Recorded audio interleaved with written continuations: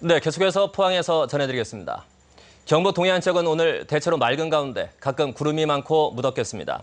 오늘 아침 최저 기온은 20도에서 22도 분포로 어제와 비슷했고 낮 최고 기온은 27도에서 32도로 어제보다 올라 덥겠습니다.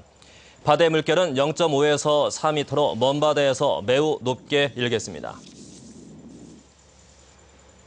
최근 본격 운영에 들어간 경주 방사성 폐기물 처분장에서 처음으로 실제 방사성 폐기물 처리가 이루어졌습니다.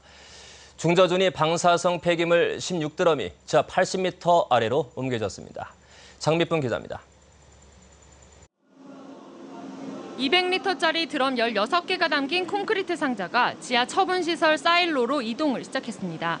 원전 부품이나 작업복 등 중저준위 방사성 폐기물입니다. 가로 세로 2.7m, 높이 1.1m 폐기물 상자를 최대 27단까지 쌓아 올리는 겁니다. 제 뒤로 보이는 사일로 바닥 지하 140m 아래로 방패물 16,000여 드럼이 영구 저장됩니다. 에너지 산업을 시작한 이래 방사선 폐기물 사업까지 그 전 과정 완 사이클을 완성했다는 데 큰 의미가 있고요. 이날 16드럼을 시작으로 연말까지 3,000여 드럼을 처분할 계획입니다. 현재 방패장 내 1차 저장시설인 인수저장시설에는 월성원전 등에서 반입된 원전 방패물 3,000드럼과 폐아스콘 등 비원전 방패물 1,200여 드럼이 처분을 기다리고 있습니다. 또 다음 달부터는 방패물 4,200여 드럼을 추가로 인수할 예정입니다. 방패장의 본격 운영을 알리는 이번 행사에는 마을 주민들도 참석했습니다. 우리 지역 주민으로서는 걱정도 되는 바입니다. 그래서 앞으로 처분과 운영을 완벽하게 우리 주민들이 걱정 없이 잘할 수 있도록 기대를 해봅니다. 사일로 한 기당 16,000여 드럼씩 사일로 6기에 모두 10만여 드럼을 처분할 수 있는 동굴 처분장은 방패장의 1단계 시설입니다. 환경공단은 앞으로 2단계 사업을 통해 12만 5천 드럼을 처리하는 표층 처분 시설도 건설할 계획입니다. MBC 뉴스 장미쁨입니다.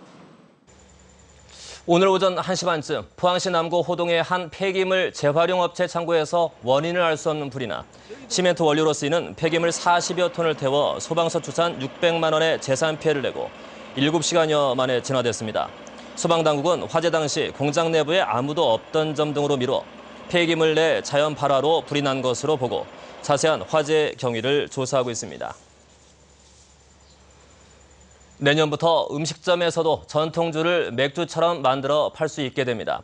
농림축산식품부는 올해 5대 규제 개혁 과제를 추진키로 하고 우선 음식점에서 막걸리와 약주 등 전통주를 직접 제조해 팔거나 유통할 수 있도록 허용키로 했다고 밝혔습니다. 한편 맥주는 지난 2002년 제조와 판매를 한 장소에서 할 수 있도록 하는 소규모 맥주 제조 허가 제도가 도입됐습니다.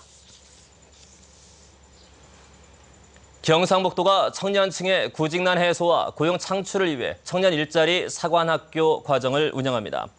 경북형 청년 일자리 사관학교는 자동차와 원자력 산업, 부품 산업, 3D 프린팅 산업의 전문 숙련공을 양성하는 프로그램입니다. 경상북도는 다음 달 초부터 특화 교육을 실시하며 100여 개 기업 컨설팅과 인력 양성 훈련을 통해 230명 취업을 목표로 하고 있습니다.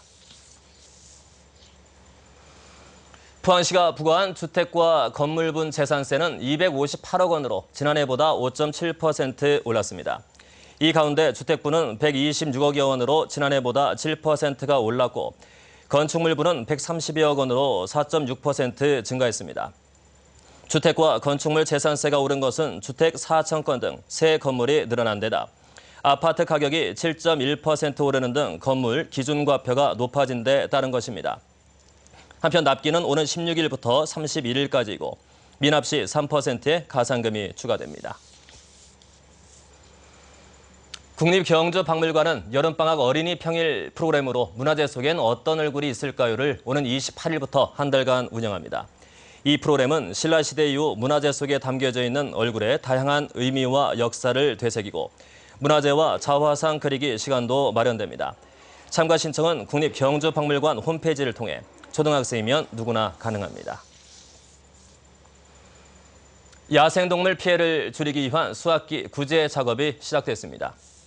각 시군은 오전 7시에서 24시로 제한했던 총기 사용 시간을 주간구와 야간반으로 구분해 24시간으로 확대하고 총기 출고 조건도 기존의 3인 1조에서 2인 1조로 완화했습니다. 특히 야생동물을 직접 포획하기 위해 총기를 사용하는 농가는 참여인이 없어도 총기를 출고할 수 있도록 했고 읍면동에는 야생동물 피해 신고센터를 개설해 신고가 들어오면 즉시 출동할 수 있도록 시스템을 개선했습니다. 네, 이상으로 MBC 뉴스를 마칩니다.